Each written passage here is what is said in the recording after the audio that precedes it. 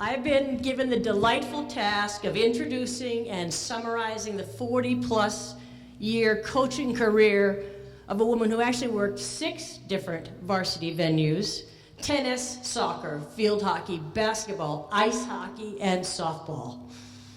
Yes, exactly, 6 careers.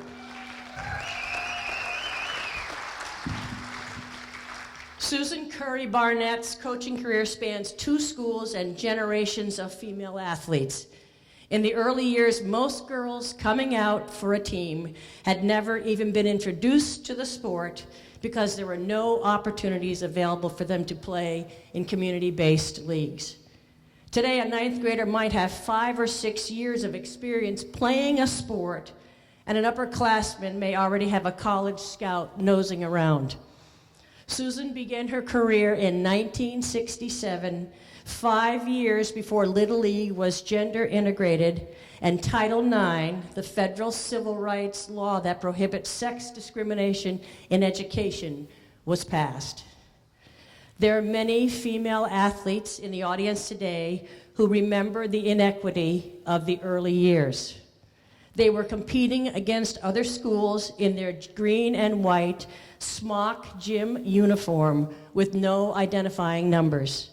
There were no paid umpires for the softball games, and one had to head to the boys' side of the gymnasium for athletic injuries to be tended to. And many sitting here today stare down an inside rising fastball without the luxury of a batting helmet.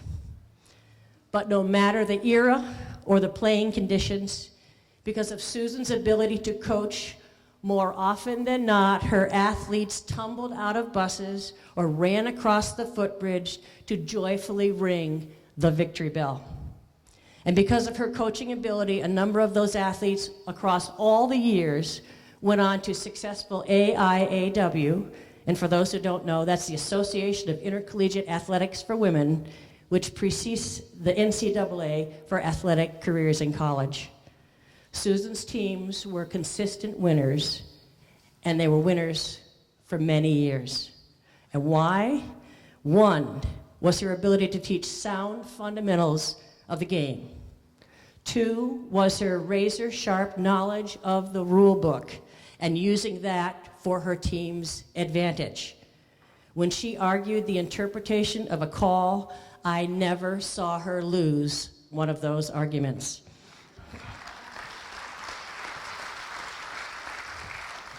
3 was her ability to assign a task and then ask the athlete to do that job well for the overall success and welfare of the entire team. And 4, we knew she always had our best interests at heart, and she always had our respect. Recently, in my basement storage area, I found a letter that she had written to the girls' varsity soccer team in October of 1974. Apparently, the week before, we had beaten Northfield Mount Herman 7-0. The previous afternoon, we had trounced Wilbraham Munson 9-1. And here is some of Susan's measured assessment. Everyone had their good moments yesterday. Many played their best game in several years.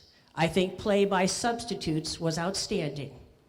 We were able yesterday to play our game, and we played it well. And there should be considerable satisfaction in this. There certainly was satisfaction for me because I could see the result of thought with action. All the days of making the same comments over and over seem to be coming together. But that is one game, and that is now behind us, and there are tough ones ahead. We have to play as well or better, and there are areas which still need work, and I have quite the list for Monday. When I asked Susan for her take on her coaching career, actually I asked her for her lifetime statistics. She simply said, I may not have kept a lot of records and statistics, but I always played to win. Getting the most out of each athlete not only won games for the 2 schools, but it built confidence, created winners, and set young women with great life skills on paths towards successful professional careers.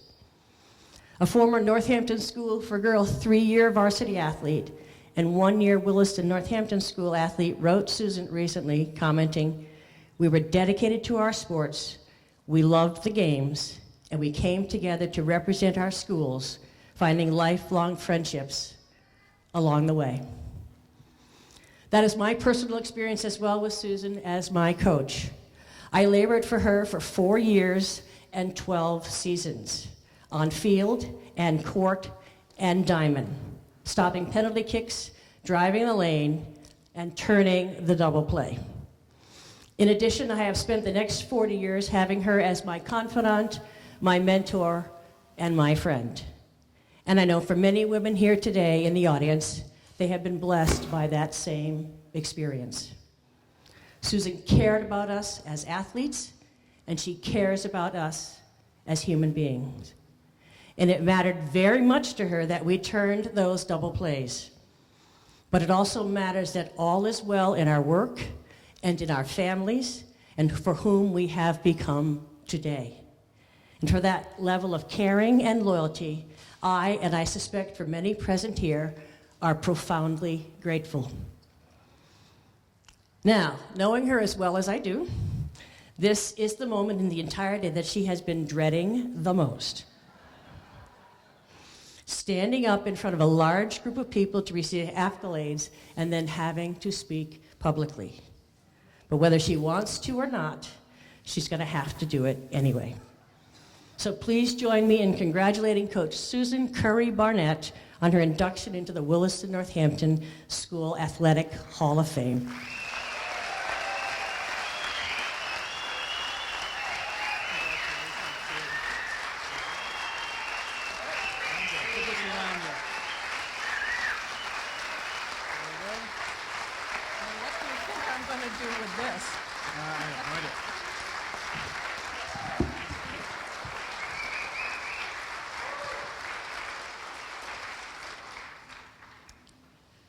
This is one's worst nightmare, having to follow a preacher, especially for this aged-out former physical ed teacher, a coach who dreaded awards assembly talks like I dreaded missed free throws and giving up walks.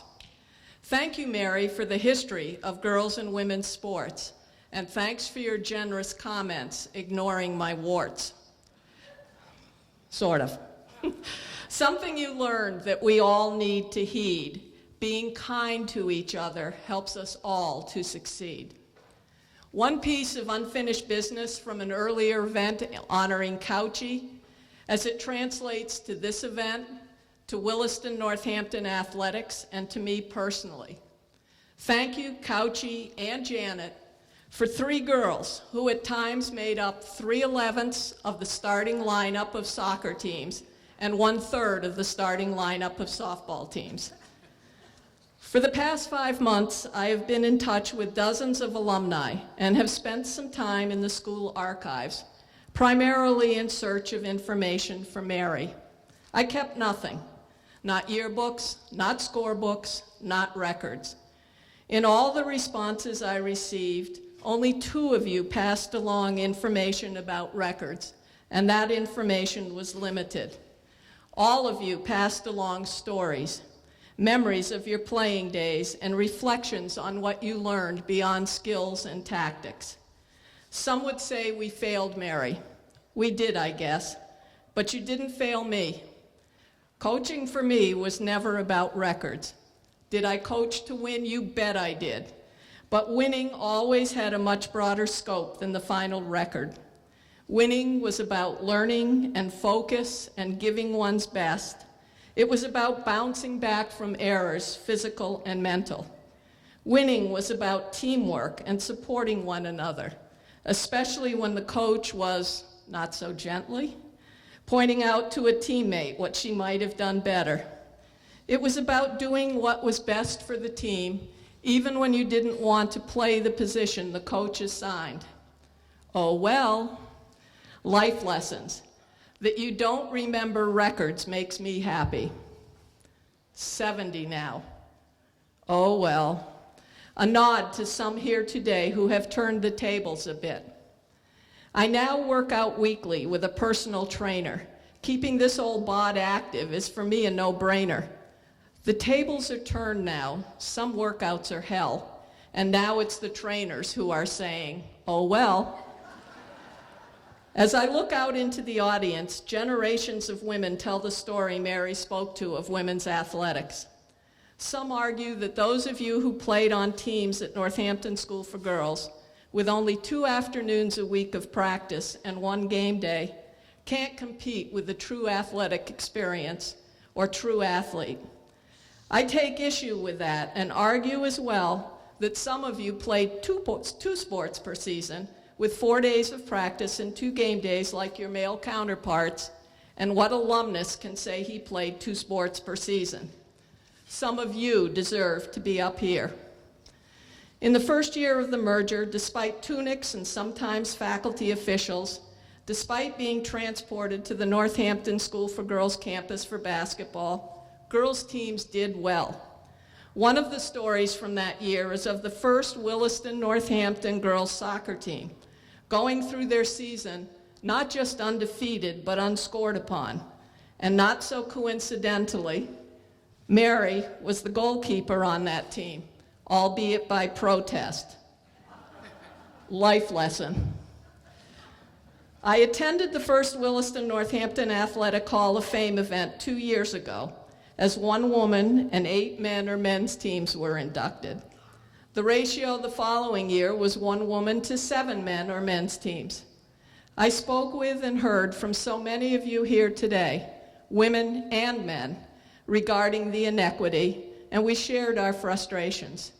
Some of us spoke with members of the Hall Selection Committee. This year's 3-to-5 ratio speaks to progress. This is the catch. Bottom line, no one, female or male, will be inducted into the Hall of Fame if she is not nominated, and we women need to get more involved in nominating our teammates and players. I brought a stack of the nomination forms with me today, and I hope many of you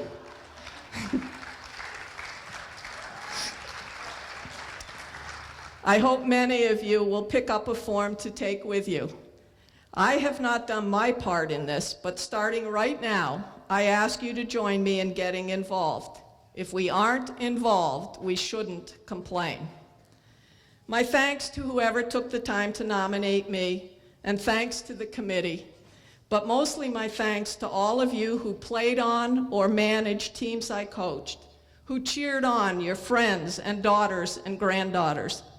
Those were occasionally frustrating, sometimes exhilarating, mostly fun, and always wonderful years. You made them all of that. This is so much about all of you. I cannot refrain from just one more rhyme, though it will cause me to run past my 4-minute time. If you wake up some morning feeling under a cloud, smile and remember, you make this coach proud. Thanks.